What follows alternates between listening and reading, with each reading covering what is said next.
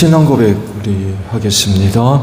나는 전능하신 아버지 하나님 천지의 창조주를 믿습니다.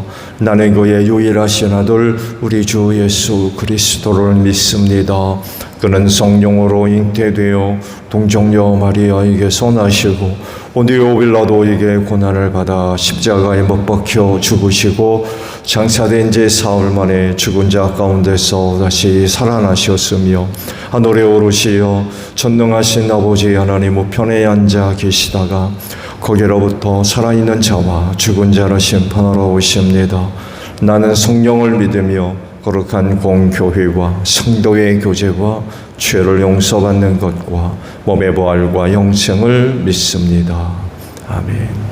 330장 우리 부르시고 말씀을 봅니다.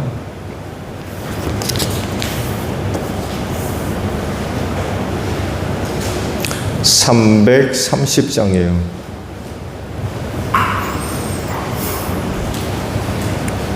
터든 밤시 되리니 내 직분 지켜서 찬 이슬 맺힐 때에 일찍 일어나 해 돋는 아침부터 힘써서 일하라. 일할 수 없는 밤이 속히 오리라. 어두운 밤시 되리니 내 직분 지켜서 일할 때 일하면서 놀지 말아라. 낮에는 수고하나 쉴 때도 하겠네. 일할 수 없는 밤이 속히 오리라. 어두운 밤시 되리니 내 직분 지켜서 진은에 빗긴 볕에 힘써 일하고 그 빛이 닿아서 어둡게 되어도 할 수만 있는 대로 힘써 일하라. 말씀을 봅니다. 에스겔서 11장 13절로 마지막 절까지 말씀을 보겠습니다. 내가 예언하는 동안에 분하야의 아들 블라데가 죽었다. 그래서 내가 엎드려 얼굴을 땅에 대고 큰 소리로 부르짖어 아뢰었다. 주 하나님, 이스라엘의 남은 사람들마저 완전히 없애버리려고 하십니까?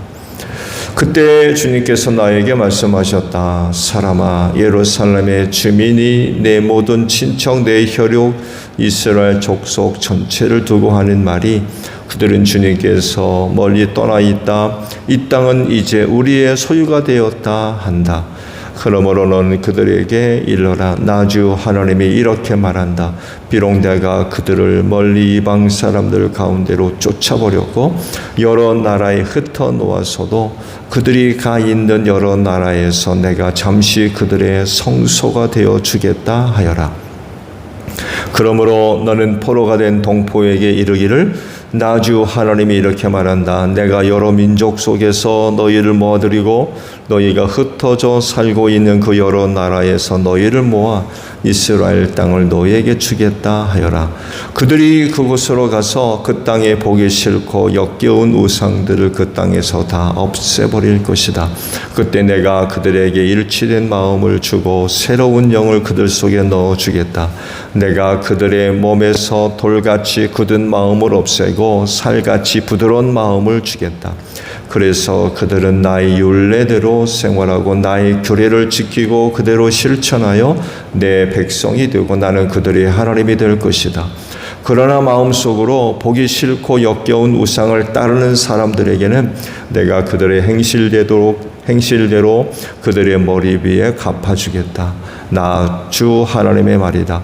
그때 그룹들이 날개를 펼치고 바퀴들은 그들 곁에 있었는데 이스라엘 하나님의 영광이 그들 위에 머물렀다. 그리고 주님의 영광이 그 성읍 가운데로 떠올라 성읍 동쪽에 있는 산꼭대기에 머물렀다. 주님의 영이 나를 높이 들어 올려 하나님의 영으로 환상 가운데 나를 바벨로니아의 포로로 끌려온 사람들에게 데리고 오셨다. 그런 다음에 내가 본 환상이 내게서 떠나갔다. 그래서 나는 주님께서 내게 보여주신 모든 일을 포로로 끌려온 사람들에게 이야기하였다. 아멘. 오늘 아침은요, 13절에 있는 말씀을 함께 나눕니다. 13절 상반절에요. 내가 예언하는 동안에 분하야의 아들 블라디아가 죽었다라는 말씀입니다. 오늘 아침에 보신 말씀들은 꼭 회복과 관련된 말씀입니다. 범죄한 백성들을 징계하는 데서 끝난 것이 아니라 그들을 다시금 회복시켜 주실 것을 약속하고 계시죠.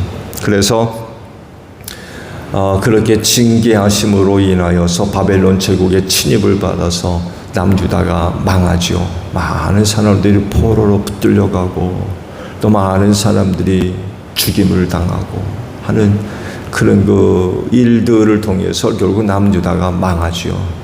근데 거기서 끝나지 않고 그렇게 포로로 붙들려가서 여러 나라에 흩어져 사는 그 백성들을 위하여 내가 친히 성소가 되어주겠다. 그런 말씀을 하세요. 그래서 따로 무슨 뭐 성전을 지어놓고 그럴 필요가 없었던 거예요. 하나님이 친히 성소가 되어주겠다. 그런 말씀을 해주세요.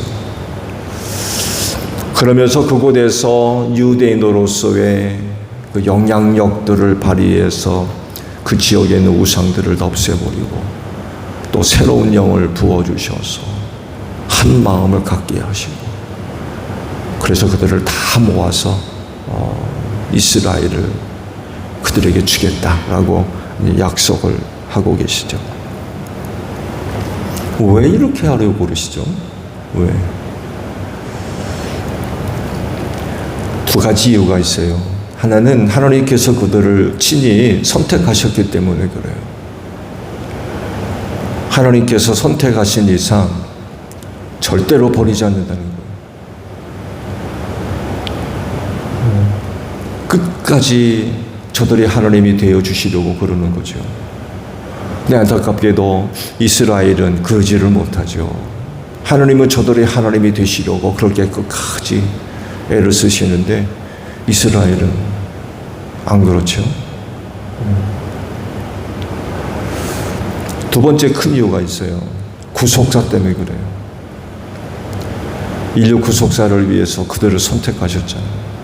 그래서 그들을 통해서 누가 와야 돼요? 메시아가 와야 되거든요. 근데 그들을 버리시면 그런 그 하나님의 계획이 어떻게 이루어질 수가 있어요? 그래서 그들을 버리지 않으시고 끝까지 책임지려고 하시는 그런 그 하나님의 모습을 이 말씀 속에서 우리가 발견할 수가 있죠. 그래서 선지자들이 이런 그 내용들로 중보를 많이 했습니다. 백성들이 범죄함으로 말미암아 하나님의 징계를 받고 심판을 받아서 망하게 되었을 때 선지자들이 이런 내용으로 중보를 했습니다. 그때 하나님께서 저들의 중보를 들으시고 징계를 거두시고 용서하시고 회복시켜 주시고 그런 그 은혜들이 베풀어졌던 거죠. 뜻을 돌이키셨어요. 선지자들의 말이 틀린 말이 아니었거든요. 하나님께서 저들의 중보를 들으시고 회복시켜 주셨던 거죠. 그래서 하나님과 관련된 고백들을 보게 되면 때리시다가도 고치시는 분이 하나님이시라는 이런 것들 때문에 그래요. 이런 것들 때문에. 계속 때리치면 완전히 망하죠. 그 살겠습니까? 북이스라엘이 망했어도 남유다만큼은 살려두시거든요. 그렇죠? 남유다는 아수르 제국에 완전히 망해버렸어요. 다시는 회복되지는 못했습니다. 근데 남유다만큼은 끝까지 살려두세요. 왜 그래요? 구속사 때문에 그래요. 구속사. 다윗의 후손으로 메시아가 와야 되잖아요. 그러다 보니까 그들을 끝까지 포기하지 않으십니다. 끝까지.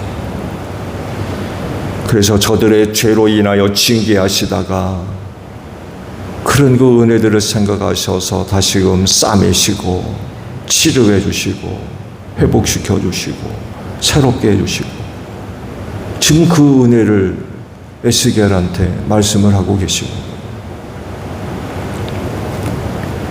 그래서 이런 일들을 시험이 들지 않도록 잘 보내야 돼요.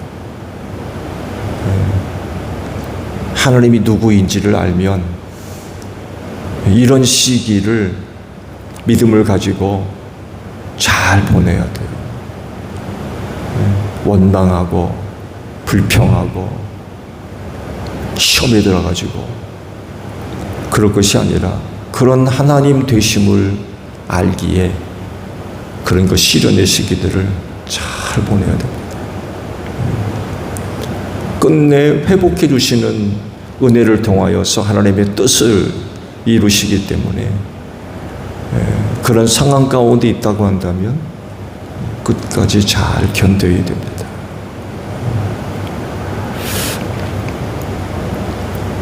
에스겔이 예언하는 중에 뜻하지 않은 일이 발생했죠.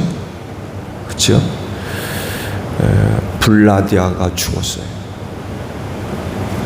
왜 그가 죽었는지 이유가 드러나지 않습니다. 사람이 죽고 사는 문제는 하나님의 손에 달려 있죠. 그렇기 때문에 인간으로서는 알 수가 없어요. 누구는 일찍 죽고 누구는 늦게 죽고 누구는 이렇게 죽고 누구는 저렇게 죽고 지난번에 말씀을 본 대로 야고보는 죽지만 베드로는 살거든요. 다 같은 사도 아닙니까? 근데 왜 하나님은 야고보를 일찍 데려가시고 베드로는 감옥에서 보저지 살아서 걸어 나옵니까? 천사를 동원해가지고 감옥문을 다 열어버리셨잖아요. 야고보가 못생겨서 일찍 죽은 겁니까? 아무도 몰라요. 사실은. 왜 하나님이 야고보를 먼저 데려가시고 베드로는 살려두셨는지. 그리고 제자들은 다 순교했지만 요한만큼은 끝까지 살거든요. 예수님이 사랑하셨던 제자 요한. 나이가 제일 어렸죠. 요한만큼은 끝까지 살려두셨어요.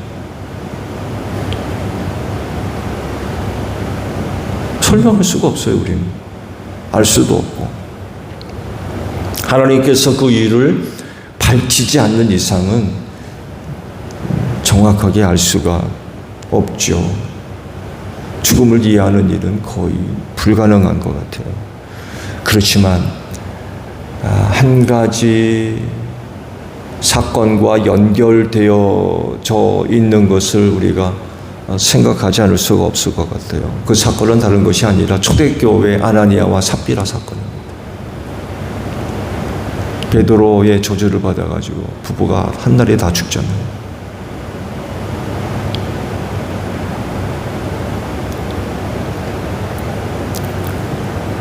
이 사건은 초대교회에 큰 경고가 됐죠. 큰 경고가 됐습니다. 그래서 그 문제가 제대로 해결되지 않았다면 굉장히 큰 시험을 당했을 겁니다. 근데 아나니아와 삽비라 사건을 통해서 초대교회의 성도들에게 큰 경각심을 불어넣었던 것 같아요. 즉, 주의 일을 진실성 가지고 해야지 그런 그 사적인 그런 그 마음을 품고 사적인 이득을 추구하며 주의 일을 할 땐 그런 그 심각한 문제가 일어날 수 있다는 걸 경고해 준 거죠. 아마 그 사건을 통해서 각성된 사람들 굉장히 많이 있었을 겁니다.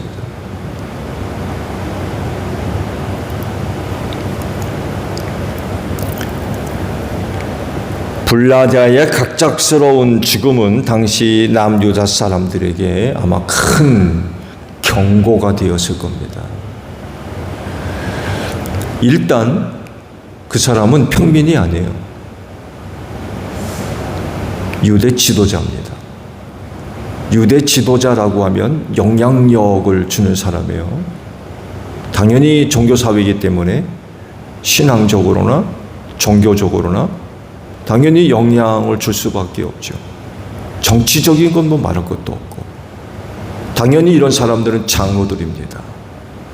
가르치는 사람입니다.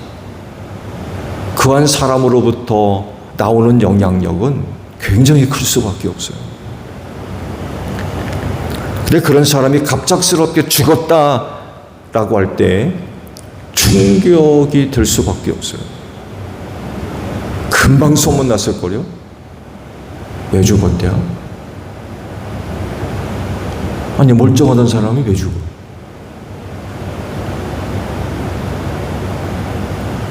적어도 하나님을 섬기는 종교사회였기 때문에 하나님의 뜻을 찾았을 겁니다. 왜 죽어야 되는지.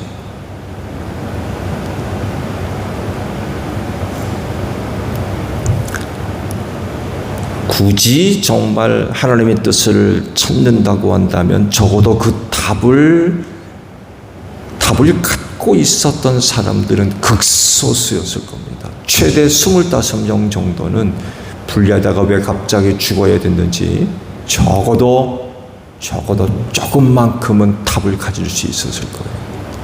하나님이 에스겔에게 환상을 보여줬잖아요. 동문 곁에서 25명 모여가지고 모의하는, 악한 짓을 모의하는 그런 걸 보여줬거든요. 그러면서 그 두 사람, 그들 가운데 두 사람이 유대 지도자들이었음을 밝혀주고 주동자였다는 얘기예요. 주모자.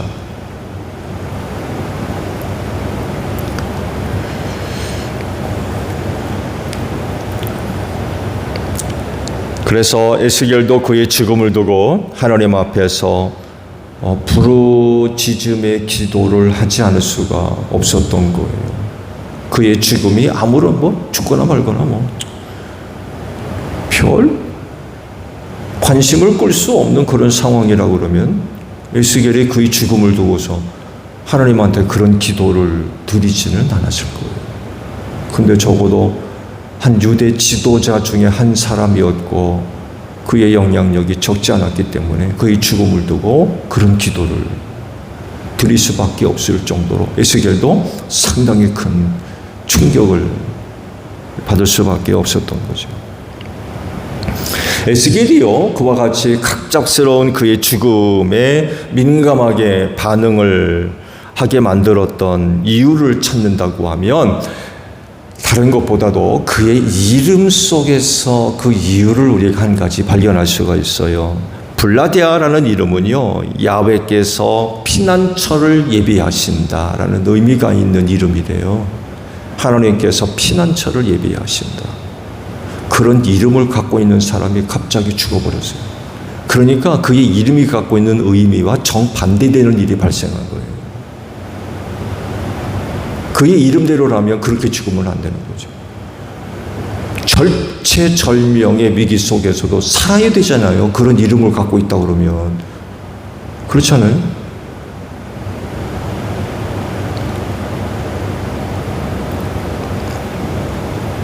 피난처를 예비하신다. 하나님께서 피난처를 예비하신다. 이런 이름을 갖고 있는 사람이라고 하면 그렇게 죽으면 안 되죠.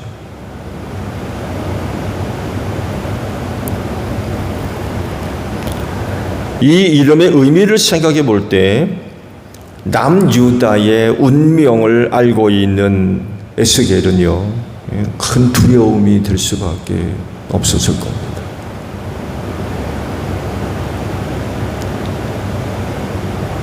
그 사람을 그렇게 갑작스럽게 데려가신 하나님.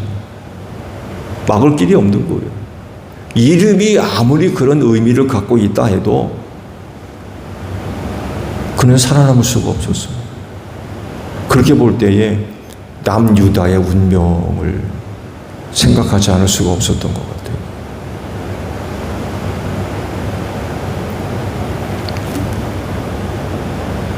남유다의 운명이 어떻게 될 것인가를 보여주는 그 예표적인 사건으로 받아들였던 것 같아요. 에스겔이. 남유다도 저렇게 되겠구나. 하나님께서 피할 것을 예비하신다 해도 그렇게 못 살고 저렇게 죽는데 남유다가 저렇게 되겠구나.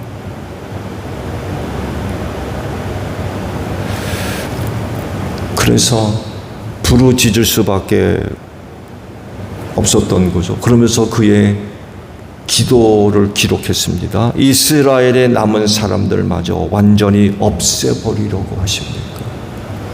1차, 2차 바벨론의 포로를 침입을 받아가지고 많은 사람들이 포로로 붙들려가고 흩어지고 죽고 했거든요.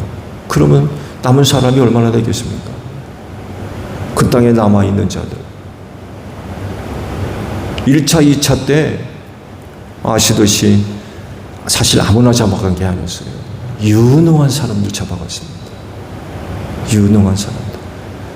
시간이 지날수록 남유다에 남아있는 사람들은 껍데기에 불과한 그런 사람들.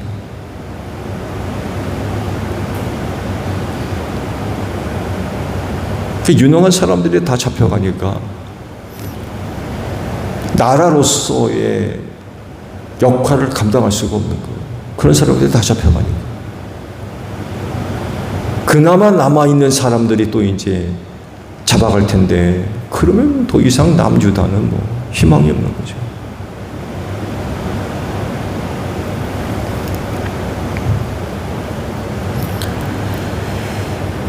거의 항변에 가까운 기도를 드렸어요. 남아있는 사람들 다 없애버리려고 그러시는 거예요. 그러니까 말씀을 우리가 볼 때에 에스겔이 이런 내용으로 기도할 때에 그 사람의 죽음을 애도해서 그런 기도를 드린 게 아니라는 것을 알아야 되겠죠.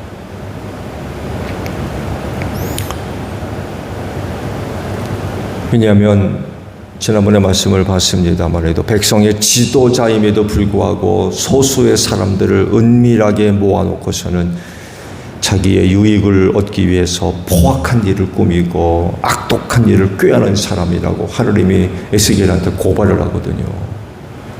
이런 사람이 죽음을 에스겔이 애도할 이유가 있어요? 백성의 지도자가 그런 못된 짓에 앞장서가지고 그런 일을 벌이고 있는데 그런 사람의 죽음을 에스겔이 애도할 이유가 있느냐고요. 당연히 보면 하나님의 심판을 받아서 저주받은 것으로 볼 수밖에 없잖아요. 그래서 말씀을 볼 때 오해할 여지가 큰 그런 부분이에요. 사실은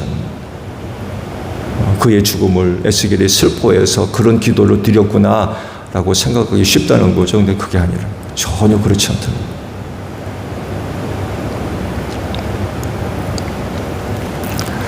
그의 기도는요, 남유다의 종말을 앞두고 백성들의 염려하는 마음이죠. 그나마 남아있는 백성들.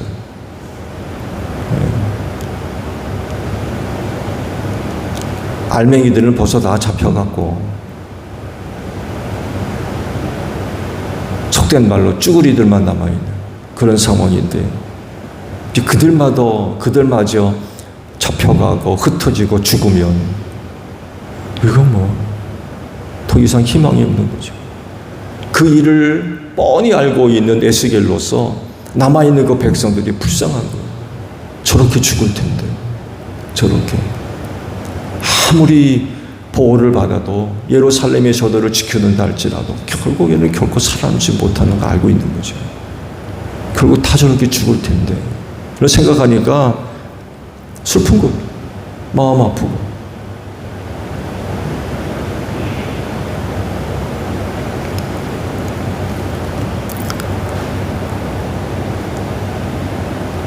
그래서 모두 망할 것이 아니라 남은 자들이 있다고 하면, 그래도 그 가운데 남은 자들이 있다고 하면 하나님 그들은 살려두십시오. 그들은 살려달라고. 그런 의미들이 포함되어 있는, 다 죽이실 겁니까? 남은 자들을 다 없애실 겁니까? 이런 기도 속에는 틀림없이 남유다가 쫄딱 망할 텐데, 그런 가운데도 하나님이 살려두시는 사람도 있거들라. 그들은 좀 남겨달라고. 그런 의미가 담겨 있는 기도를 드리고 있는 거죠.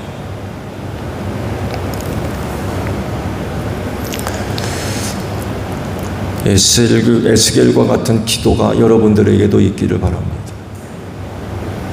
교회 안에 있는 모든 그리스도인은 서로를 두고 하나님 앞에 중보해야 되겠죠. 나 혼자 살겠다고 그런 식의 기도가 아니라 서로를 향한 중보.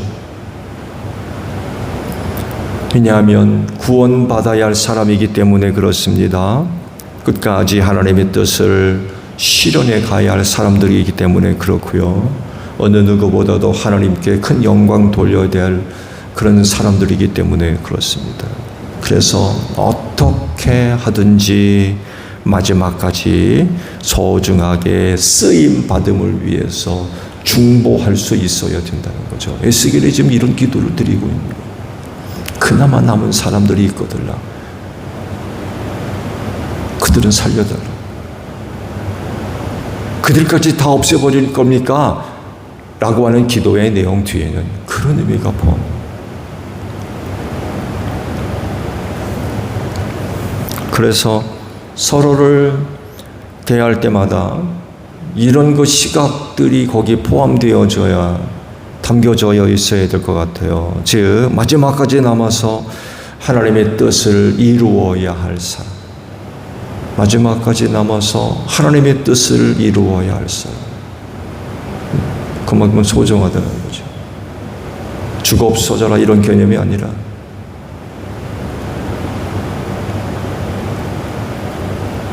그러면 에스겔과 같은 그런 기도를 안 드릴 수가 없는 것 같아요.